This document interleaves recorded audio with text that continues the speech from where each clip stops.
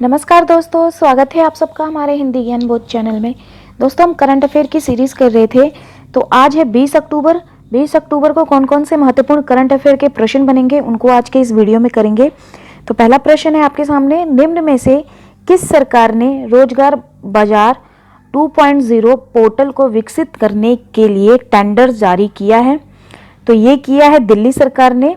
दिल्ली सरकार ने हाल ही में दिल्ली के युवाओं को रोजगार संबंधी सेवाएं देने के उद्देश्य से रोजगार बाजार 2.0 पोर्टल को विकसित करने के लिए टेंडर जारी किया है। यह पोर्टल युवाओं को रोजगार से जुड़ी पूरी जानकारी और आर्टिफिशियल इंटेलिजेंसी आधारित जॉब मैचिंग मुहैया कराएगा। तो ये पहला प्रश्न है। अगला प्रश्न है, निम्न में से आयोग ने हाल ही में भारत का ऊर्जा मानचित्र पेश किया है? तो किसने किया है? तो ये किया है नीति आयोग ने।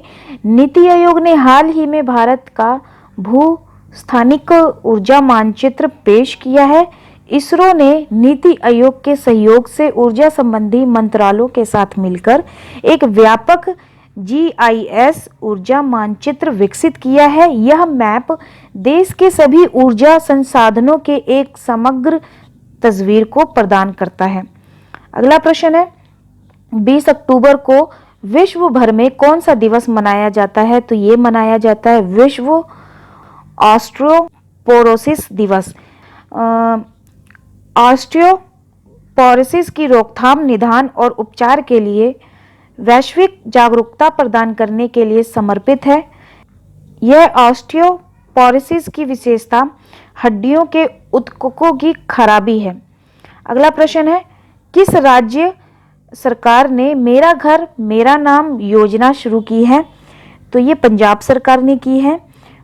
पंजाब के मुख्यमंत्री चरण सिंह चन्नी ने गांव और शहरों की लाल लकीरों के भीतर बने घरों में रहने वाले लोगों को मालिकाना हक देने के लिए रविवार को मेरा घर मेरा नाम योजना से शुरुआत की है। अगला प्रश्न है, उत्तराखंड के मुख्यमंत्री ने पंतनगर औद्योगिक क्षेत्र का नाम किसके नाम पर रखने का घोषणा किया है? तो ये किया है नारायण दत्त तिवारी के नाम से रखने की घोषणा की है।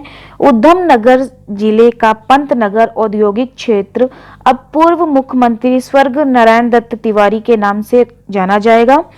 रविवार को मुख्यमंत्री पुष्कर सिंह धामी ने औद्योगिक क्षेत्र का नामकरण स्वर्गीय नारायण दत्त तिवारी के नाम पर रखने की घोषणा की है। अगला प्रश्न है, किस राज्य के डाक विभाग ने डाक सेवा पुरस्कार प्रदान किया है? तो ये किया है तेलंगाना ने। भारतीय डाक सेवा की स्थापना यूं तो 166 वर्ष पहले 1 अप्रैल 1854 को ही हुई थी, लेकिन सही मायने में इसकी स्थापना 1 अक्टूबर 1854 को मानी जाती है। तब तत्कालीन भारतीय वायसराय लॉर्ड डलहौजी ने इस सेवा का केंद्रीकरण किया था।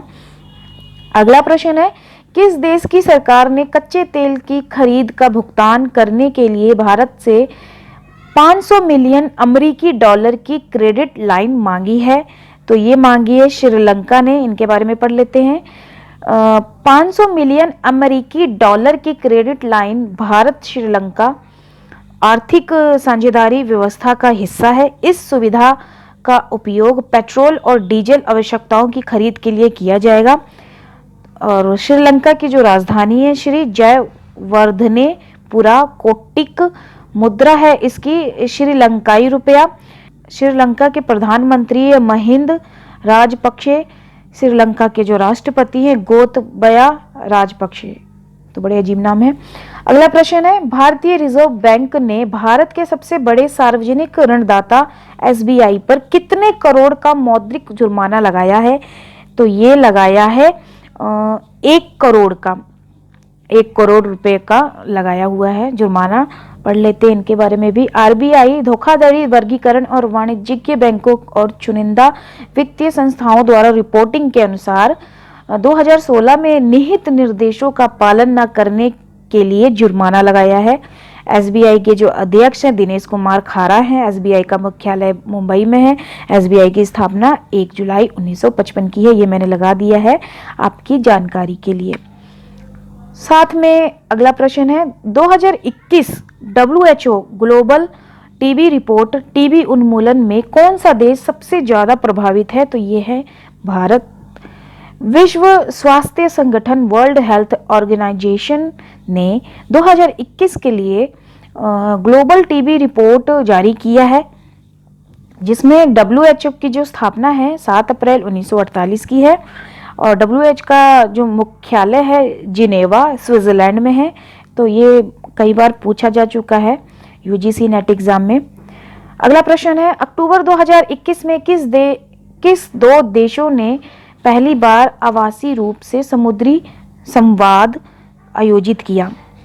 तो ये किया है भारत और ब्रिटेन ने। तो A और B दोनों ही सही हो जाएंगे। तो ये थे करंट अफेयर से 10 प्रश्न मैंने उठाए जो मुझे महत्वपूर्ण लगे। सारे ही प्रश्न अच्छे हैं, इनको ध्यान से सुनिएगा, पढ़िएगा। तो चलिए फिर मिलते हैं एक नए वीडियो में एक नए टॉपिक के साथ। आज के वीडियो की फीडबैक मुझे कमेंट सेक्शन में कमेंट करके जरूर बताइएगा। वीडियो को लाइक कर दीजिएगा। धन्यवाद।